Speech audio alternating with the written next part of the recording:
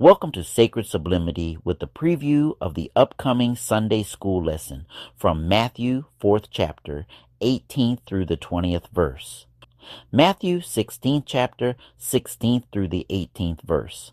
John 21st chapter, 15th through the 18th verse, and 2nd Peter. 3rd chapter, 14th through the 18th verse, entitled Call and Spiritual Growth. Let us read the scripture text together. Matthew 4:18-20, King James Version. And Jesus, walking by the Sea of Galilee, saw two brethren, Simon called Peter, and Andrew his brother, casting a net into the sea, for they were fishers. 19. And he saith unto them, Follow me, and I will make you fishers of men. 20. And they straightway left their nets, and followed him. Matthew 16:16-18. And Simon Peter answered and said, Thou art the Christ, the Son of the living God. 17. And Jesus answered and said unto him, Blessed art thou, Simon Barjona, for flesh and blood hath not revealed it unto thee, but my Father which is in heaven. 18. And I say also unto thee, that thou art Peter, and upon this rock I will build my church, and the gates of hell shall not prevail against it. John 21:15-18. So when they had dined, Jesus saith to Simon Peter, Simon, son of Jonas, lovest thou me more than these? He saith unto him, Yea, Lord, thou knowest that I love thee. He saith unto him, Feed my lambs. 16. He saith to him again the second time, Simon, son of Jonas, lovest thou me? He saith unto him, Yea, Lord, thou knowest that I love thee. He saith unto him, Feed my sheep. 17. He saith unto him the third time, Simon, son of Jonas, lovest thou me? Peter was grieved, because he said unto him the third time, Lovest thou me? And he said unto him, Lord, thou knowest all things, thou knowest that I love thee. Jesus saith unto him, Feed my sheep. 18. Verily, verily, I say unto thee, when thou wast young, thou girdest thyself, and walkest whither thou wouldest. But when thou shalt be old, thou shalt stretch forth thy hands, and another shall gird thee, and carry thee whither thou wouldest not. 2 Peter 3:14-18. 14. Wherefore, beloved, seeing that ye look for such things, be diligent that ye may be found of him in peace, without spot and blameless. 15.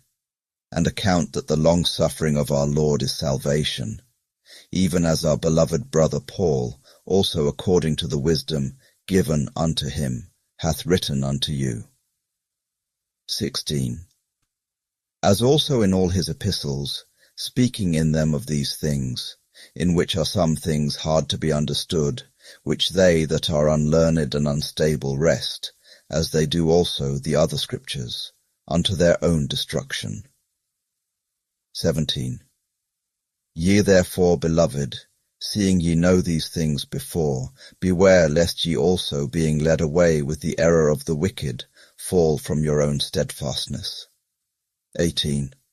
But grow in grace, and in the knowledge of our Lord and Saviour, Jesus Christ.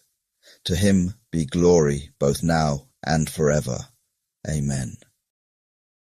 May the Lord add his blessings to the readers and the hearers of his word. Peter's call. As a fisherman, Simon knew the weight of a wet net heavy with the morning's catch, or depressingly empty. This was his life, a cycle of mending nets, casting them out, and hauling them in day after day. One particular morning, this familiar rhythm was interrupted. A man named Jesus was walking along that very shore. He saw Simon and his brother Andrew in their boat, casting a net into the sea. He stopped and spoke a simple, profound invitation. Come, follow me, and I will send you out to fish for people. The call was not to a new job, but to a new existence, an invitation to leave the known for the unknown. Everything would flow from one act of obedient trust. Peter's proclamation. As Peter followed Jesus, his world expanded far beyond Galilee. He saw things that defied explanation, blind men receiving their sight and the lame walking. He heard teachings of a kingdom unlike any earthly empire. Day by day, he learned to live with God's anointed. The journey brought confusion, challenge, and doubt. Yet, a conviction took root with every miracle and sermon. It came to a head in Caesarea Philippi. Jesus asked a direct question. Who do people say the Son of Man is? Some said John the Baptist, others Elijah or one of the prophets. Then he made it personal. But what about you? Who do you say I am? Peter, ever outspoken, answered from Revelation. You are the Christ, the Son of the living God. Jesus said, Blessed are you, Simon, son of Jonah, for this was not revealed to you by flesh and blood, but by my Father in heaven. Simon received a new name and mission. And I tell you that you are Peter, and on this rock I will build my church, and the gates of hell will not overcome it. Faith revealed became a foundation. Peter's spiritual growth would bless the world. Peter's ministry. The journey of faith is rarely a straight upward climb. The same Peter named a rock could still crumble under pressure. On the night of Jesus' arrest, his courage evaporated. 3 questions, 3 denials. The rooster crowed, and he wept bitterly. He returned to what he knew, fishing. But Jesus was not finished with him. After the resurrection, Jesus met them on the shore and made breakfast. Then came one of Scripture's most tender restorations. Simon, son of John, do you love me? Yes, Lord, you know that I love you.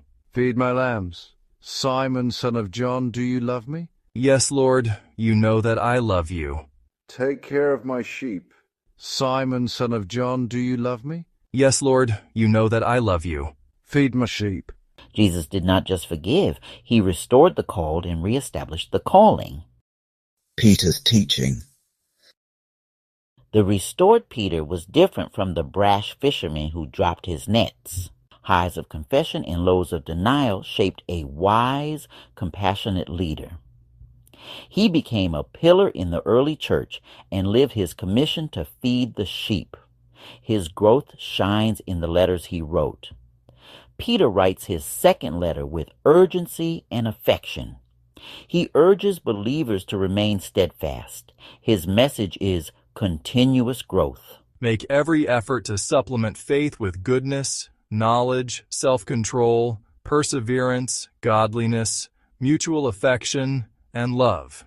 The Apostle Peter warns against false teachers and their empty, boastful words. Previously unlearned and ignorant, he now writes with depth. He speaks of precious promises, the divine nature, and the day of the Lord. Live holy and godly as you await a new heaven and earth, but grow in the grace and knowledge of our Lord and Savior Jesus Christ.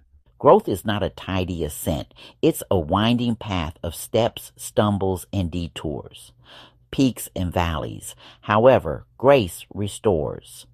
We grow in knowledge through scripture, prayer, and community, and we grow in grace as we receive forgiveness and invite others to join the journey.